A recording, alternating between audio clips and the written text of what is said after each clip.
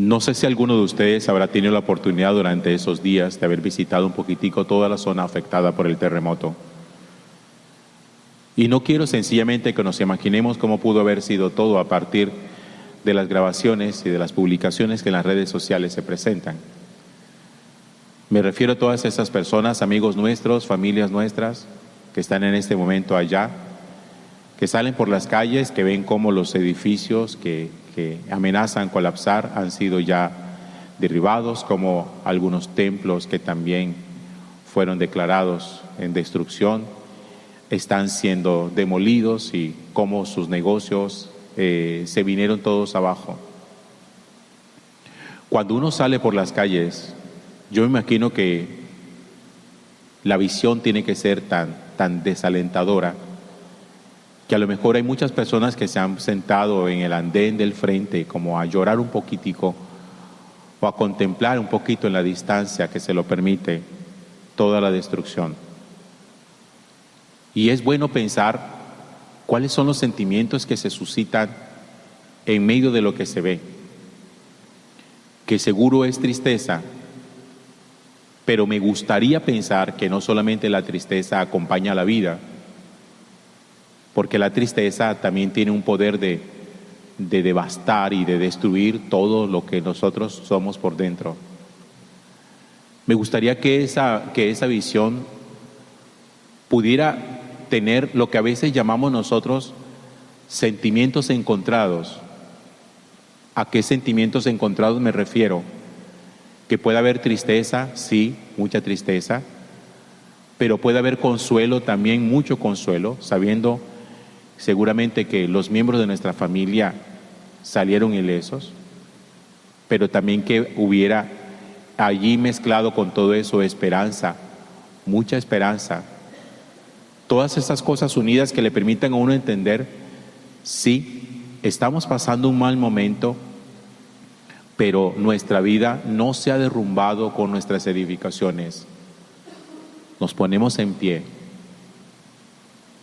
Porque además hay visiones que no son visiones en la distancia. Hay experiencias de las que no se contemplan simplemente a lo lejos o que se contemplan a través de las grabaciones. Porque por lo menos los que estamos por acá tan lejos y que no sufrimos esos estragos, hoy uno puede mirar con tristeza lo que ve a través de lo que las cámaras grabaron, pero esas son visiones en la distancia. Una cosa es estar aquí contemplando y otra cosa es estar allá en medio viendo la ruina de lo que fue nuestro. Son dos visiones distintas. Hoy nos habla a nosotros el libro de Ezequiel de eso. El profeta Ezequiel un día fue conducido en espíritu a un valle de huesos secos, un lugar de muerte, un lugar de destrucción. Pero el Señor no le permitió la visión a Ezequiel en la distancia. Dice el texto bíblico que lo puso en medio de un valle de huesos secos. Así lo dice en el texto del capítulo 37, versículo 1 y 2. Dice: el Señor me sacó en espíritu y me puso en medio de un valle todo lleno de huesos. El valle no estaba en la distancia, el valle no se contemplaba a través de cámaras. Él estaba en medio del valle, lo que significa que estaba en medio de la destrucción, en medio del caos y en medio de la muerte. Y ya esa visión es totalmente distinta a la que cualquiera de nosotros puede tener a cientos de kilómetros de distancia de los lugares donde hubo la destrucción. Y empieza entonces el Señor a preguntarle a Ezequiel ciertas cosas, a decirle: ¿tú crees que estos huesos pueden revivir? Y es extraña la forma como Ezequiel responde. Dice: Señor, tú lo sabes. No le dice: sí, claro, sí van a revivir. Ni dice tampoco: no, yo confío en que tú puedes hacerlo si tú quieres. No, la respuesta la deja en el corazón del Dios y le dice, tú lo sabes.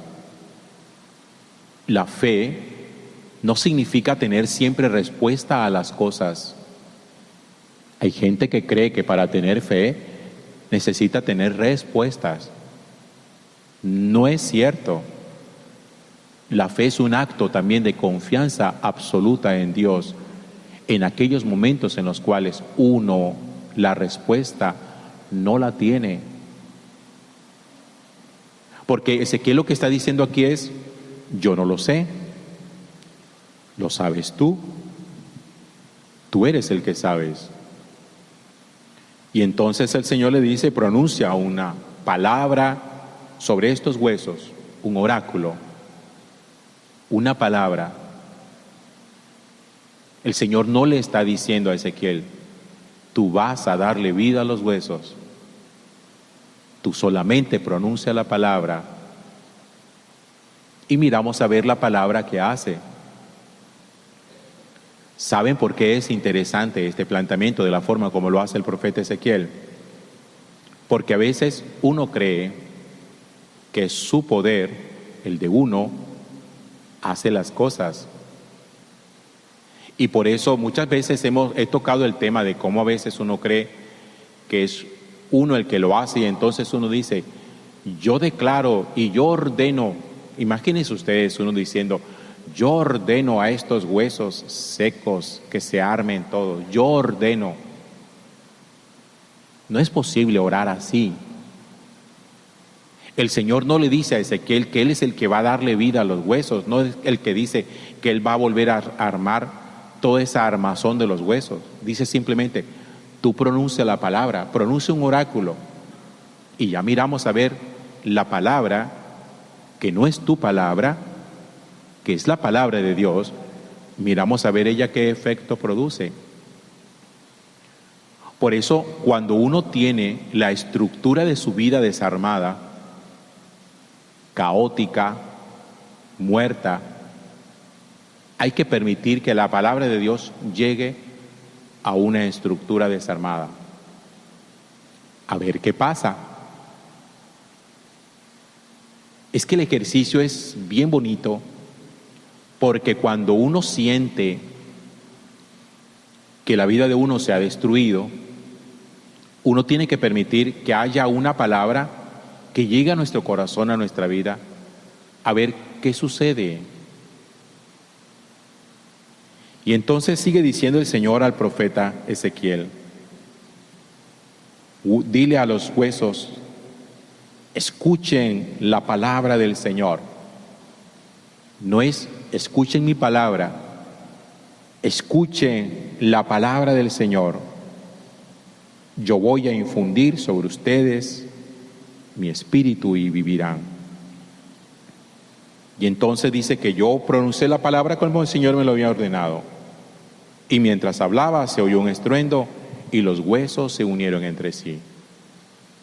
Se armó el esqueleto. Pero el esqueleto todavía es simplemente eso, no hay revestimiento de carne, no hay tendones, no hay músculos, no hay sistema nervioso, simplemente un esqueleto.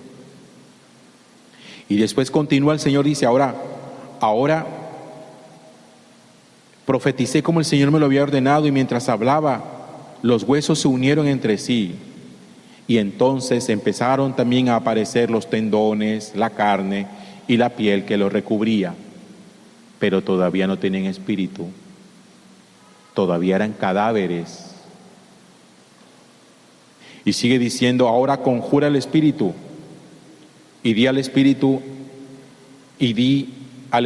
esto dice el Señor, ven de los cuatro vientos, sopla sobre estos muertos para que vivan. Profeticé como el Señor me había ordenado, y vino sobre ellos el espíritu, revivieron y se pusieron en pie. Era una multitud innumerable. Fíjense cómo es todo el proceso de reestructuración dentro de la visión. En medio del caos, de la muerte, de la sequedad, en medio de la desesperanza, el Señor le dice a Ezequiel que profetice sobre los huesos. y empieza todo un proceso paulatino de restauración de la vida. Primero los huesos se juntan, se arma el esqueleto se rellena de carne, todavía está sin vida, finalmente se invoca de los cuatro vientos el espíritu, ese espíritu infunde vida en los cadáveres. Cuando la vida ha caído en destrucción, cuando nuestros proyectos se han venido a pique, cuando se ha destruido nuestra casa, cuando estamos en un proceso de duelo, los procesos de duelo no son nunca instantáneos. Y uno no puede decirle a una persona, no, simplemente como que, oye, yo aspiro a que te sientas mañana mucho mejor, que te sientas bien. Uno no pasa de un duelo a sentirse bien de un día para otro. Eso no sucede así. Los procesos de duelo necesitan reestructurar toda la vida, desde lo más básico hasta lo más complejo. Por eso hay cosas que uno empieza a revisar. Fíjense, hay gente que cuando está pasando por un proceso de duelo, una de las primeras cosas que hace es empezar a ir al gimnasio.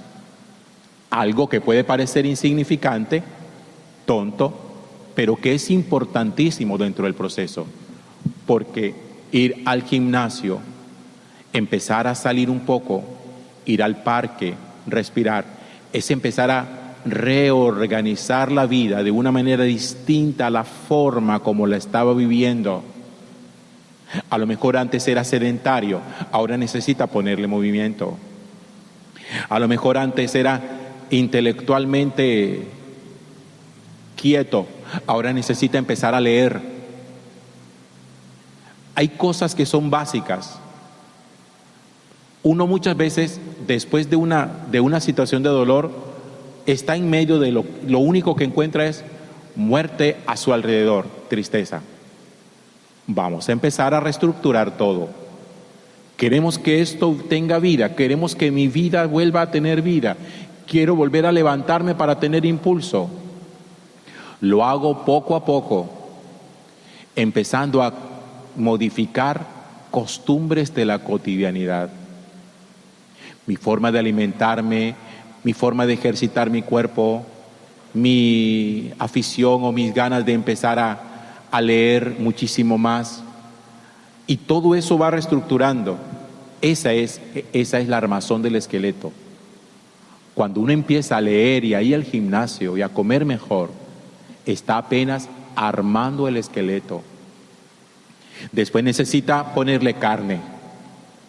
Y ponerle carne es empezar a revisar las relaciones afectivas. La gente que uno tiene alrededor, los que tienen incidencia en nuestra vida. Revisar quiénes son los cercanos, revisar quiénes son los que nos hablan al corazón, revisar quiénes son los que están con nosotros. Y finalmente, cuando el Espíritu es invocado de los cuatro vientos para finalmente darnos vida, es la reconexión con Dios. Todo siempre es procesual. Lo que no puede uno es quedarse en medio del valle de huesos secos llorando su tragedia, desesperanzado, pensando, ya todo está perdido, ya no hay más nada para hacer.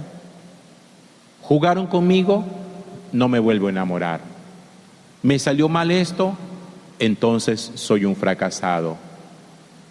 Alguien me traicionó, entonces eso significa que ya yo no soy una persona digna de confianza.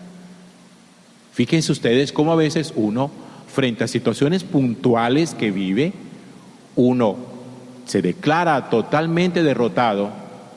Y por eso, con ese primer ejemplo de cuando uno le traicionan el afecto, juegan con sus sentimientos, entonces uno dice, bueno, a partir de esta experiencia no voy a volver a enamorarme, no voy a volver a establecer relaciones con ninguno más. Eso es quedarse en medio de los huesos secos, llorando su desgracia y pensando, cuando el Señor le pregunta a uno, ¿tú crees que esto puede revivir? Ya no actúa uno como Ezequiel, que Ezequiel le dijo, Señor, tú lo sabes. Ahí sí actúa uno consigo mismo, como como con su propio criterio diciendo, Señor, aquí no hay nada para hacer.